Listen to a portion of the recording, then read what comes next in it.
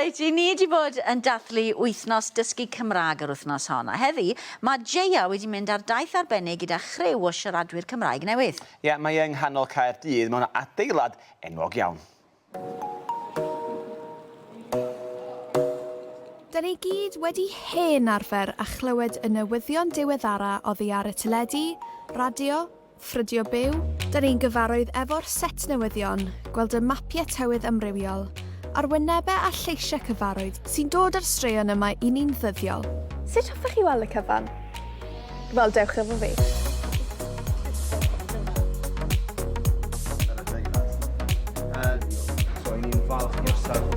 Ers faint chi wedi bod yn arwain y teithiau yma yn y BBC? Dechreuais i yma gyda'r BBC yn Llandaf, so wedi bod yma ers sbel. Reit braf i fynd o bobl sydd erioed wedi bod yma ar blaen a gallu dangos nhw o gwmpas y lle. Odi, mae'n gret a wefrwyddiol i feddwl bod nhw'n dod reit i ganol y ddinas. Fel arfer diddordeb gyda nhw yn yr adeilad neu mewn darlledu. A ie, mae'n bleser i fynd nhw o gwmpas. Sut brofiad ydych chi wedi cael heddiw yn mynd o amgylch yr adeilad yma? Mae'n wych. Mae mor ddiddorol. Mae'n just really ddiddorol. Ie, wedi bod yn wych. A mae'n hefyd just i wneud yn y Gymraeg hefyd, so i cael experience fel na yn dysgu am y proses a stuff fel na.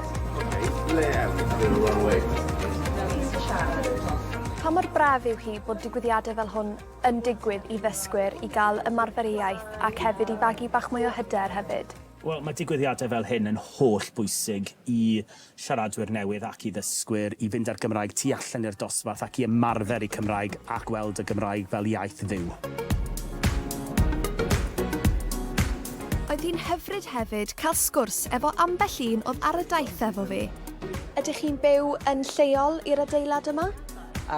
Nac ydw, dwi'n dod o'r Alban, dwi'n byw gogledd o Inverness.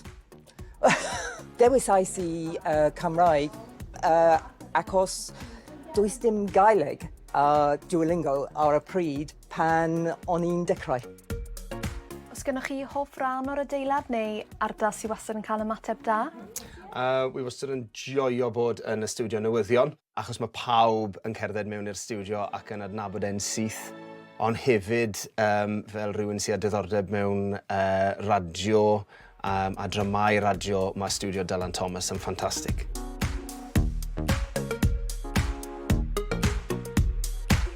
Fan hyn, mae newyddion S4C yn darlledu, maen nhw'n fyw ar hyn o bryd, a nesaf ni'n mynd i weld Carol Parry-Jones jyst cyn iddi ddechrau ar ei slot radio hi. Nos y siaradwyr newydd. Slot bach o'r enw. Mae'n siŵr fydd o'n braf i'r dysgwyr fynd tu ôl y llen i pethau iaith Gymraeg hefyd fel rhaglenni teledu a radio. Yn bendant, un o'r pethau dyn ni wastad yn annog y dysgwyr i'w wneud yw gwylio rhaglenni ar S4C, gwrando ar Radio Cymru i helpu nhw ymarfer ac i ymarfer i gwrando nhw trwy gyfrwng y Gymraeg. Roedd e'n hyfryd i clywed, i gwrando am interviewers a presenters yn Gymraeg. Oes dim llawer o gyfle i siarad gyda phobl yn yr Alban. Felly mae'n neis i cwrdd â phobl arall sy'n dysgu Cymraeg. Mae Gareth John Bale yn enw cyfarwydd iawn i ni, fel actor ar sgrin fach ac ar lwyfan. A digwydd bod, mae newydd berfformio drama lwyfan graf am y 200 tro dros y penwythnos. Felly mae wedi hen arfer a chofio ei linellau. Os gynnwch chi sgript penodol chi'n paratoi ar gyfer y teithiau yma, rhywbeth falle chi wedi arfer efo dweud erbyn nawr? Mae sgript penodol dyn ni, mae ffeithiau dyn ni, wrth gwrs i ni'n goffod defnyddio, ond mae hefyd yn rhywbeth i chi'n newid drwy'r amser. Mae'r adeilad yma newid a mae'r rhaglenni yn newid yn wythnosol. Enghraifft, mae Criw Live newydd fod dyn ni, a felly i ni'n goffod addasu drwy'r amser ac i fi'n dod â bach o brofiad hefyd o Broadcasting House yn Llandaf. A mae'n syndod i feddwl hefyd faint o gynyrchiadau gwahanol sy'n dod allan o'r adeilad yma, yn diwe?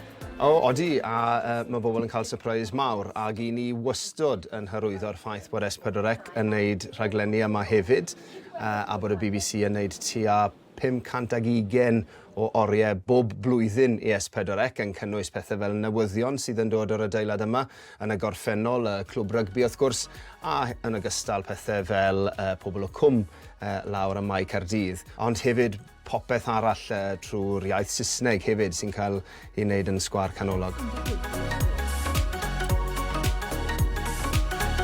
Wedi bod yn wych. Wedi wneud e'n Gymraeg a dysgu geiriau newydd a stuff fel 'na. Ie, gwych. Adfechol.